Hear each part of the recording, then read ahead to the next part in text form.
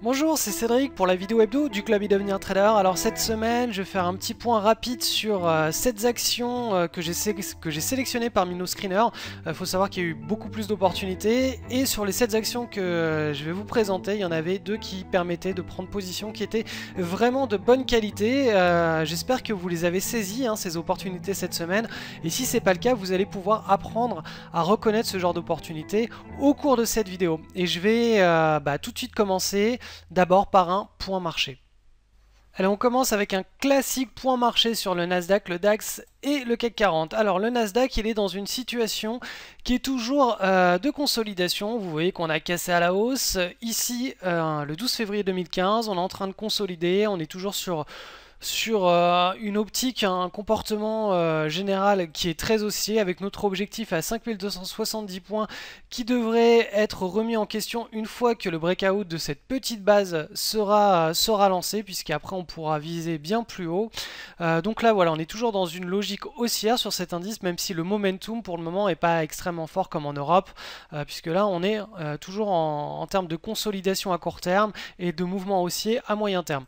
Ensuite, alors le CAC 40, donc PXI, vous allez voir que le CAC 40, lui, est dans une dynamique bien plus haussière. On a dépassé notre objectif de 5050 points.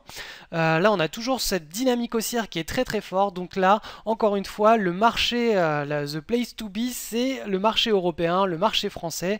Il y a beaucoup de momentum, de belles opportunités. Si vous commencez à faire du trading ou vous êtes swing trader sur les actions en ce moment, on est vraiment dans une psychologie de marché qui est très sympathique pour trader. Ensuite, le DAX. Alors, le DAX, l'indice allemand, vous voyez que là, on a notre deuxième objectif qui était fixé à 12 650 points. On va certainement le toucher, le taper au cours de cette semaine. Si on dépasse, on pourra réévaluer encore à la hausse de nouveaux objectifs pour cet indice. Le momentum est toujours très fort. On est toujours dans une dynamique haussière aussi ici qui ne sera remise en question que quand on aura cassé et clôturé en dessous de cette trendline, ce qui n'est pas le cas du tout pour le moment, puisque là on est davantage en train de repartir pour une semaine de hausse, puisqu'on a consolidé entre le 16 mars et donc la fin de cette semaine, et que vendredi on a cassé à la hausse à nouveau avec, vous voyez ici, des volumes en augmentation. Donc là on est reparti en principe pour une nouvelle vague de hausse sur le DAX et notamment sur toute l'Europe. Ok, donc pour garder cette vidéo relativement pédagogique, j'ai seulement retenu 7 titres cette semaine. Il faut savoir qu'il y en a eu bien plus sur nos screeners. On est vraiment dans un marché avec beaucoup d'opportunités. Alors on va commencer avec le titre SDG, donc Synergie, qui est coté sur le marché parisien, Euronext Paris. Celui-ci nous était retourné par le screener de news. On avait les résultats annuels le 9 avril, un record de volume ici. Vous voyez qu'on a une large base, le momentum au préalable. On a vraiment un setup de trading qui peut être très intéressant pour un trade sur news. Ensuite, le titre MRGE, celui-ci était identifié sur le Nasdaq avec 3 screeners, donc le screener des leaders de marché, des news et des rushs boursiers. Alors là, la pattern est petite, on a une petite pattern assez correcte à court terme. Le momentum est pas incroyable. Vous voyez qu'ici, on n'a pas augmenté dans des proportions gigantesques. Enfin, là, alors. Quand je dis ça, certes là on est passé de 2,14$ à pratiquement 4,70$, soit une hausse de pratiquement 120%. Mais en visuel, on n'a pas un momentum très fort. Et c'est ça le plus important, c'est toujours d'avoir une recherche des opportunités par le visuel. Donc ici on a une petite pattern. Par le visuel, le momentum n'est pas extrêmement fort, puisque vous voyez qu'on n'a pas des séances qui s'enchaînent avec des fortes hausses, mais plutôt un mouvement régulier et pas extrêmement pentu. Ensuite on a ce gros gap baissier ici qui n'était pas non plus, qui aide pas dans le comportement de cette action à retenir ce trade pour un cas d'école.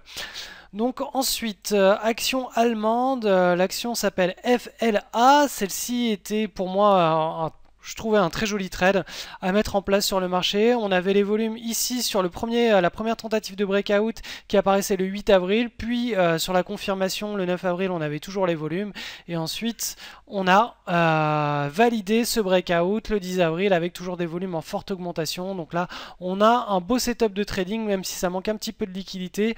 On peut se rendre compte qu'on a l'opportunité aussi sur une unité de temps en hebdomadaire qui est bien plus visible ici, et la liquidité est beaucoup moins est beaucoup moins nécessaire pour retenir ce genre d'opportunité quand on est sur des unités de temps un peu plus importantes comme ici en hebdo.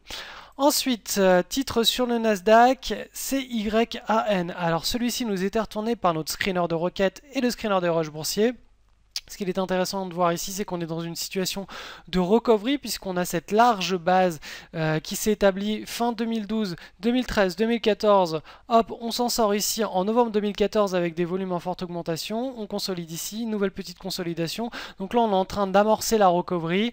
Là, on a une pattern de type rocket, mais voilà, on n'est pas non plus dans un cas d'école de rocket, puisque je vais vous montrer à quoi ressemble un cas d'école de rocket. Sur le titre SBMG que je vous avais présenté l'été dernier, là vous voyez qu'on a véritablement un cas d'école de requête. Pourquoi? Parce que là on s'extrait d'une large base, les prix montent en ligne droite, on a une petite consolidation très très propre, les volumes qui sont toujours présents, le breakout sur volume. Là vous voyez qu'on est vraiment dans un mouvement parabolique de type roquette, ce qui n'est pas forcément le cas ici sur le titre CYAN. Ensuite on revient sur le marché de Paris, Euronext Paris, donc identifié avec les screeners de requête. Alors voilà, là on a une toute petite pattern. Pour moi, ça c'est pas le genre de pattern qu'il faut trader. Alors certes, on a un petit, voilà, on a quelque chose de mignon, mais quand on recadre cette pattern dans le mouvement préalable, vous voyez qu'ici on a une forte volatilité, le mouvement n'est pas ultra directionnel, c'est-à-dire qu'il n'est pas en train d'accélérer très très fortement. Donc ce genre de petite pattern risque de davantage engendrer un mouvement qui s'apparente à ce qu'on a vécu ici juste avant la pattern. Donc vous voyez vraiment la différence entre cette action et l'action, encore une fois, SBMG, qui pour moi était un véritable cas d'école de requête de marché quand on analyse le comportement général de l'action, et pas seulement la pattern, mais vraiment tout le comportement à moyen et long terme. Ensuite, avant-dernière action, côté sur Euronext Amsterdam, c'est l'action ARCAD, Arcade. Elle nous était retournée avec le screener de news et des rushs boursiers. Donc j'ai hésité à vous la présenter, cette action, elle n'est pas extrêmement pertinente.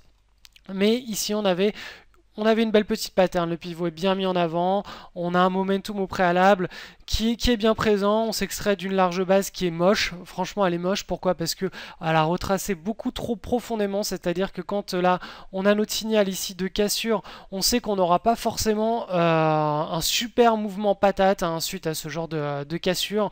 Il nous aurait fallu vraiment une belle base ici pour qu'on anticipe quelque chose de très fort. Cependant ici vous voyez que là la petite pattern de type leader de marché c'est bien développé, a bien mis en avant le pivot, et on a eu le breakout donc vendredi dernier. Et enfin, la dernière action qui pour moi était une belle action, je trouve. Alors elle était identifiée avec le screener des rushs boursiers. On était sur une unité de temps en hebdomadaire ici. Vous voyez que là, alors au préalable, on a ce beau mouvement haussier. Hop, qui s'accélère. On a ensuite la pattern qui reste très haut en apesanteur. Vous voyez qu'ici on a retracé, on a fait un double creux ici. La petite micro pattern ici, le breakout avec des volumes en augmentation très significatifs. Et donc là, sur ces deux séances, on avait la possibilité de prendre position. Vous voyez que les volumes étaient en très forte augmentation. Donc ici, sur une unité de temps en hebdo, c'était tout à fait jouable. On avait donc cette semaine, à mon goût, en tout cas à mon sens, deux belles opportunités. Celle-ci et l'autre qui était... Alors, il me semble que c'est... Non, c'est pas celle-ci. C'était FLA. Pour moi, ça c'était les deux opportunités de la semaine à saisir. Et on a un trade de news donc, qui se prépare sur l'action SDG. Alors je le répète souvent, le trading ça ne s'improvise pas, tout doit être complètement verrouillé et bien défini à l'avance. Quand on fait du trading, qu'on investit en bourse, on ne fait pas ça au feeling, à l'arrache. Donc là, je vous invite à cliquer sur le lien qui se trouve juste en dessous de cette vidéo pour vous reporter à la page des formations, trouver la formation qui vous conviendra le mieux. Alors les deux premiers portefeuilles ici sont pour des approches long terme, pour si vous avez un profil d'investissement où vous ne voulez pas forcément faire du swing trading comme ce que j'explique dans les vidéos hebdo, mais davantage avoir une approche complètement mécanisée avec seulement quelques points chaque année. Ces deux portefeuilles sont idéal, c'est vraiment des portefeuilles parfaits. Ensuite, là, nous avons les trois plans de trade, donc de trading de news, des leaders de marché, des requêtes de marché, qui correspondent chacun à l'exploitation d'anomalies de marché bien distinctes. Donc ces plans de trade sont complètement complémentaires, ils sont livrés avec des outils, les screeners, les indicateurs propriétaires, et les plans de trade. On me demande souvent, Cédric, est-ce que je peux récupérer le screener sans avoir la formation?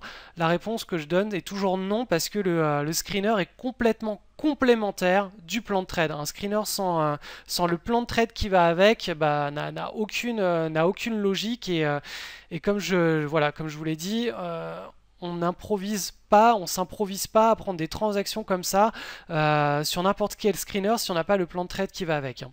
Ensuite, nous avons les formations pour amener son niveau de trading au niveau supérieur. Donc ces formations sont purement pédagogiques, elles sont livrées pour la plupart sans aucun outil, mis à part DRB qui est fourni avec des screeners. C'est simplement des vidéos qui vont vous permettre, avec des techniques de trading, d'améliorer les trois plans de trade des news, des leaders et les requêtes. Et puis ensuite, après, on attaque davantage des formations pour diversifier son patrimoine, son épargne, avec des approches un petit peu exotiques.